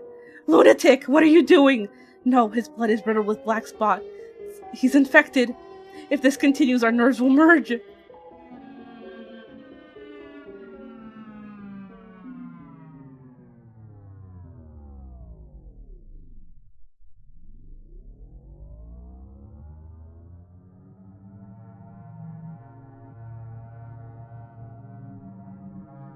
Blackpot Lawrence, everything is destroyed. Mother, what do we do? Don't stop me.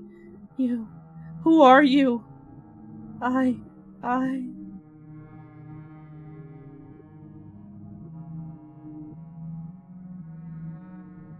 Who am I? Find all of the true self.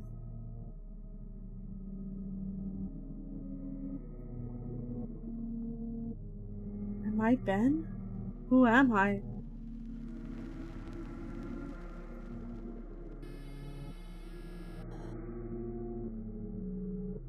Hey, don't touch me!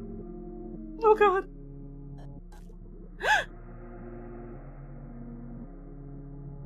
Where is his name? I couldn't find it.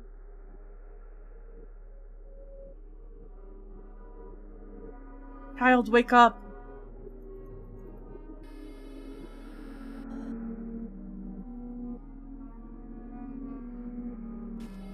Ah!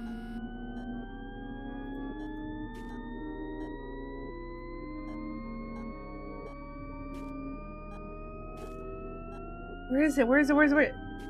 Ben, where is he? You're Ben! Oh, I don't like that image. You snap back to your senses. Your hand is clamped around a woman's arm. Black blood bursts from your veins beneath your skin, piercing into hers. It follows the cuts along her arms, creeping towards her shoulder. Your minds link together. Her skin turns pale, her hair falls out in clumps. It's like she's aging in seconds. Ben, what have you done? A piercing scream echoes in your head. It isn't the same voice as before, but both of them come straight from inside your mind. I will make you pay. Oh, shoot, oh my god. You're awake, dear. Good afternoon, Mom. You are a researcher and maintenance technician assigned to Phalanstery. Your mission is to collect data on a mysterious celestial object that appeared near this island.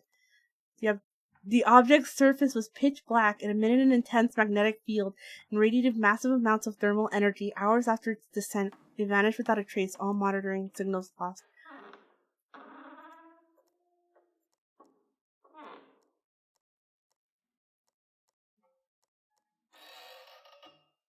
Feeling rested? Yes, I'm ready to help the others. Alright. I left some food on the table. Eat before you go, okay? Okay, thank you. Oh my god. Oh my god, oh my god, oh my god. What happened to my hand? My fingers twitch and stretch into long, glossy black strands, snaking outwards as if they're connected to something far away.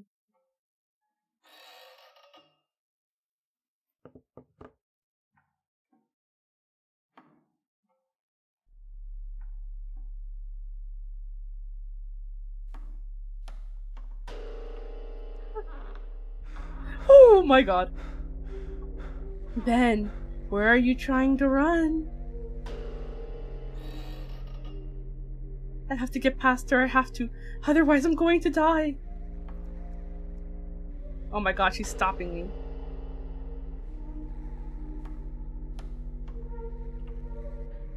Oh my god, she's not letting me go. We will relive the story in this vessel again and again, and every time I will kill you, Ben.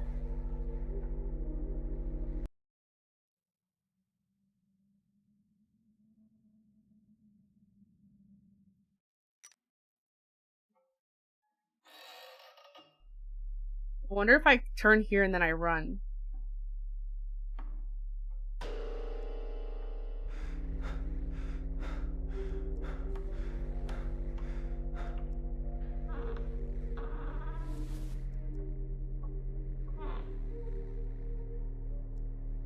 Use my gun, it's on the bed.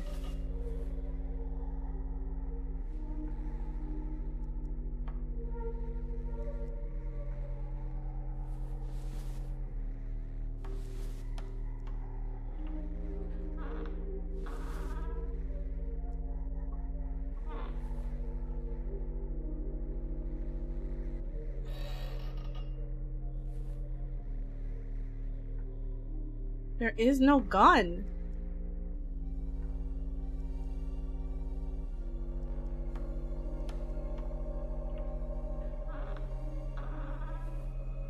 It's saying to grab a gun from a bed, but there's no gun. I wonder if it's because I need to grab all of the... I got it.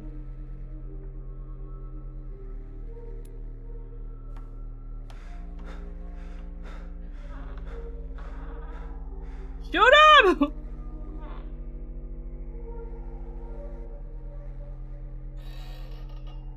Oh, I shot myself. Oh.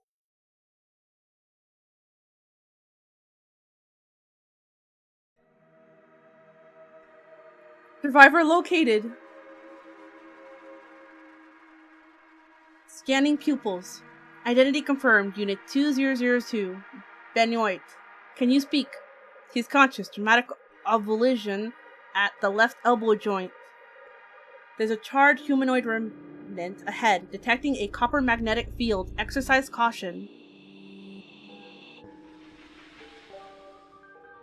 Benoit, can you hear? Can you stand? We're taking you home.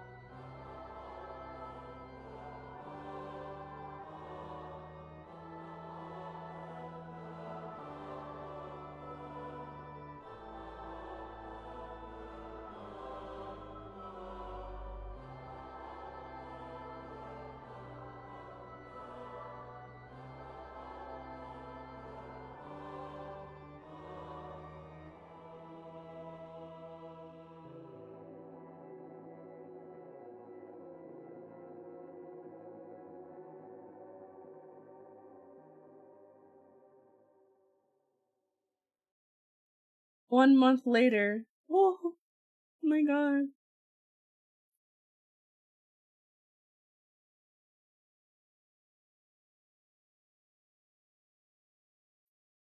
A photograph of my mother. My memory is hazy, but I recall my mother passed from an illness a long time ago. Yet, for these 20 years, we kept talking. My mother's color is pink, the color of blood and milk. Behind the shelf panel lies a hidden compartment filled with books of all kinds. Behind the shelf panel lies a hidden compartment filled with books of all kinds. Clean bed. I have lived in this room for 25 years.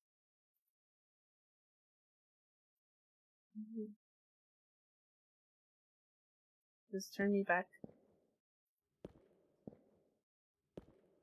My room. Storage room.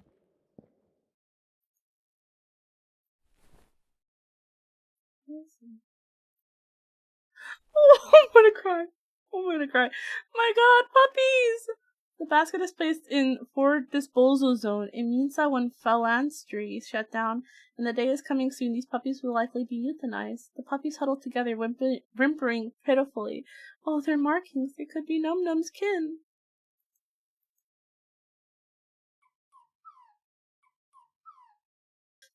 My little puppy.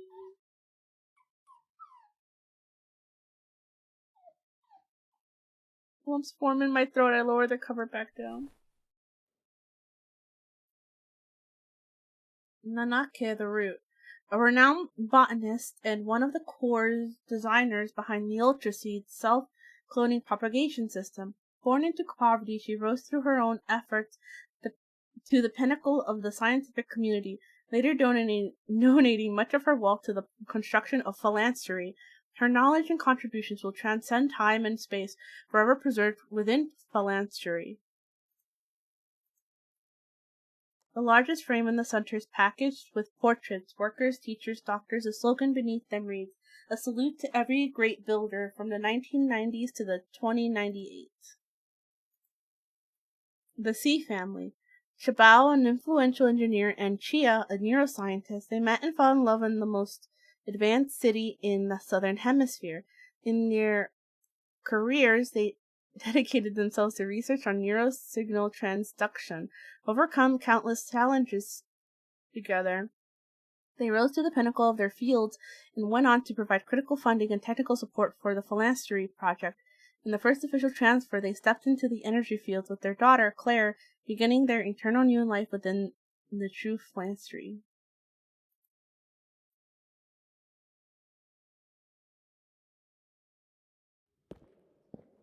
Director's office. Huh? Professor, I thought deeply. The elderly woman before me is not only the architect of phalanstery, but also the mentor who raised me. She smiles. Ben, how are you feeling? Any better? A month ago, the events on the island caused severe psychological shock. I'm told I was unconscious for 3 days after returning, and it took a week to regain speech, though I don't remember any of that. I am somewhat better, I replied. You've passed your final assessment. We can schedule your transfer this week. They're preparing a welcome ceremony for you on the other side. Are you ready? Can I take my puppies with me? She looks at me silently. I thought of those little puppies.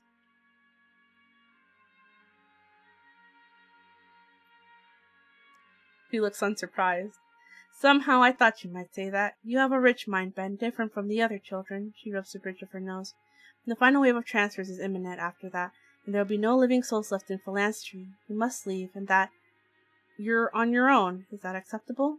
Before I fully grasp what this means, my body acts first. It is. My heart begins to pound violently. Professor, what is phalanstery really? She studies my eyes for a long moment. The phalanstery is a vessel, a ship bound for eternal space. We are all its cargo, but not all cargo makes it aboard, Ben. It only accepts the good goods. What's good and what's bad?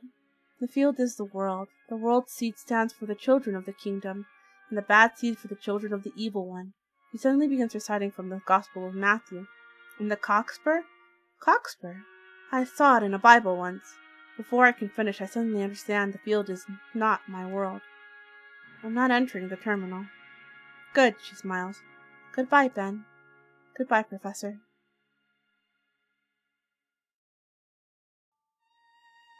I packed my few belongings, ready for the road. To this empty world, where to go, what to do. I'll find the answers with this small basket by my side.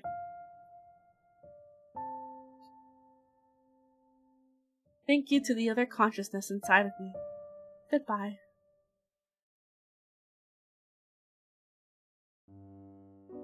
But with that being said, that was the... Well, I forget. I keep forgetting. That was the dream of a Cockspur.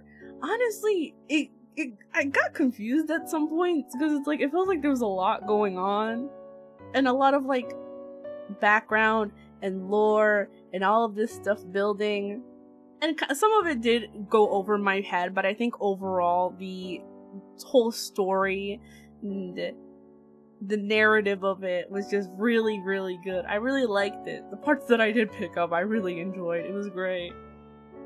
I thought I don't know, it was just very interesting. I really liked it.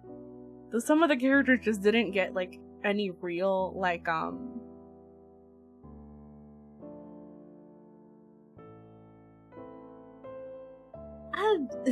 really liked the main character. I thought he was really interesting. And being able to see things from the other side, from the other, like the engineer, where it's like, oh, this person's a betrayer too. This guy was a traitor too. He's about to leave. But you can't leave because it's like everybody was infected and she was going crazy. But yeah, I liked the game. It was good. And I'm gonna live happily ever after. Ben is gonna live happily ever after with his little puppies. And then we're all gonna be happy. Anyways, with that being said, have a lovely day, night, or evening. Please remember that you are lovely, you're amazing, and you are valued. And I'll see you all later. Bye-bye.